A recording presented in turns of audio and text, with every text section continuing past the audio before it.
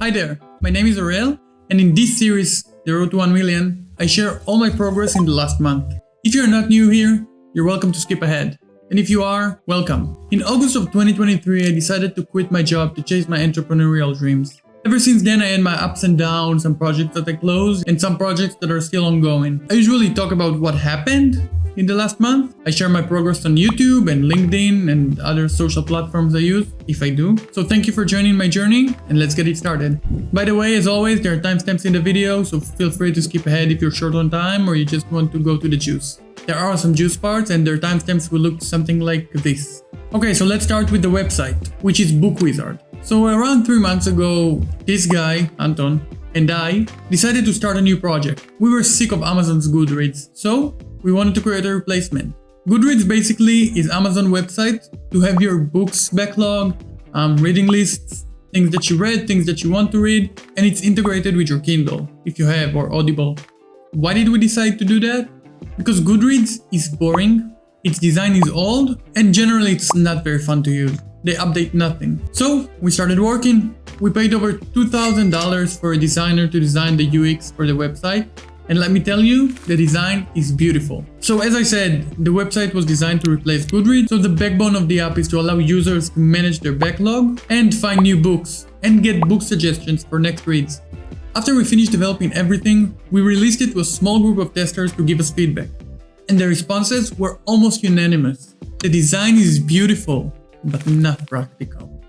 Long story short, this is what we learned and this is what you can take from this video. So number one, if you ever build a product, in my case software, make sure you have people test the design, and if possible, get feedback on the design before you move to the development. And here's a pro tip for you software developers. In 99% of the cases, there is no reason not to go mobile first. Have a design first for mobile and develop it for mobile first. Most of the people will anyway open it from their mobile, so.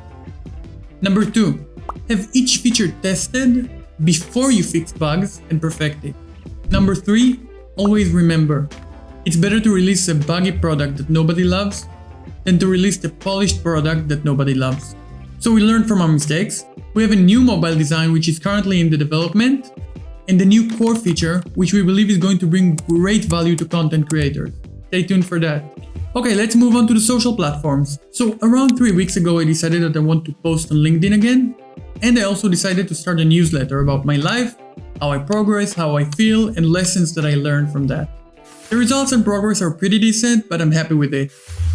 I'm still getting the ropes of all the social platforms and the writing specifically, and let me tell you, it doesn't get any easier.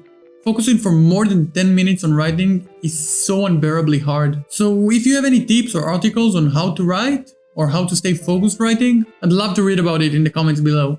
Speaking about comments, I was just contacted by the Google team. They told me that I need to get as many likes as possible to sacrifice to the algorithm. So please help me by hitting the like button so the algorithm will keep loving me. Let's move on. Oh, and by the way, quick update about the chess app. For you new fellas here, I was working on a mobile app for chess clubs to turn much of the manual labor automatic, like writing players for tournaments, creating tournaments, and more. My partner and I were not a fit, so we shut it down. But over a month ago, I decided to approach the chess union to see if they have any interest in that. And they did, but they don't have the money right now for this. So for now, I'll put it in the drawer. And in the future, if I'll have nothing to do, I might consider redeveloping it and selling it.